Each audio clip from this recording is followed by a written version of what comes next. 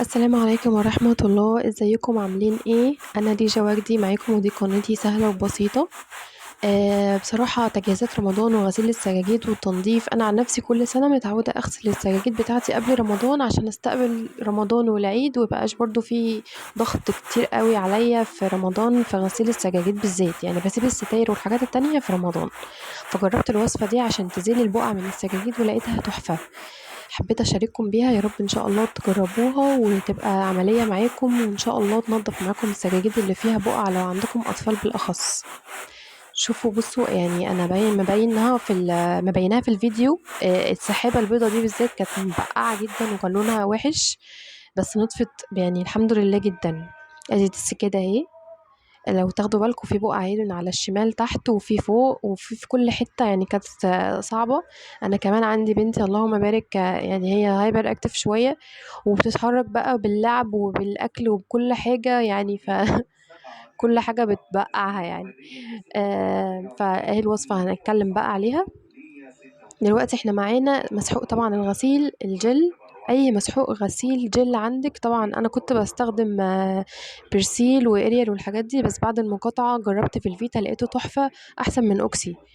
ومعانا خل ابيض ومعانا كربوناتو ومعانا كمان اللي هو زي المفروض الكلوركس، بس الكلوركس برضو مقاطعة، فده كلوريل يا جماعة تحفة، احلى من كلوركس كمان، بس يكون الوان مش ابيض. ويفضل كمان ان احنا نستخدم الخليط ده ونحطه في مية تكون سخنة من السخان، يعني ده هيجيب نتيجة افضل. وفي سر تاني هنقوله عليه واحنا برضو بنغسل السجادة. طبعا الطبق ده تقريبا حوالي 3 لتر مية او يمكن 3.5.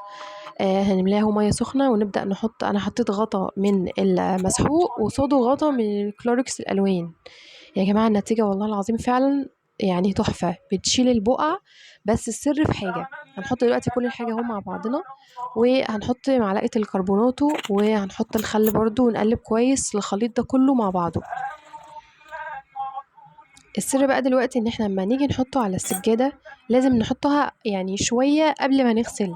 يعني مثلا هنغسلها دلوقتي، هنحط الخليط ده هنرشه كده على السجادة كلها ونسيبها يعني حوالي مثلا ربع ساعة نص ساعة. ده هيدي نتيجة أحسن بكتير إن احنا نحطها على السجادة ونشتغل على طول. وعلى فكرة في رغوة يعني حلوة جدا اهو. هنرش كده على السجادة بنفس الطريقة دي. وطبعا بقى ايه، هنحاول ان احنا نركز على المناطق اللي فيها بقع.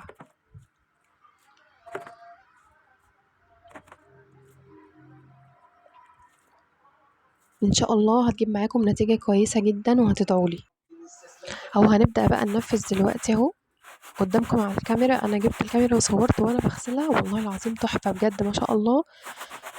وقتها وانتي ماشية كده بفرشة البلاط البقعة بتختفي. واكتر حتة بقى طبعا الحقيقة اللي بتبقى الحتة البيضة دي بتبقى باين فيها اكتر حاجة يعني. فبجد الوصفة جميلة جدا، جربوها وان شاء الله والله هتعجبكم وهتشيل كل حاجة بسهولة. انا هنا طبعا دي بتدخل عندي تويليت عادي، لكن لو في سجادة كبيرة ممكن ان انا اغسلها في مكانها عادي واشيلها بس اشطفها في الحمام كده وهي واقفة، اوقفها وبالخرطوم كده تشطف من فوق. يعني هيبقى الموضوع اسهل بكتير ان احنا نشيل العفش كله ونقعد بقى نغسلها ونغرق الدنيا مية، يعني دي هتبقى طريقة عملية اكتر.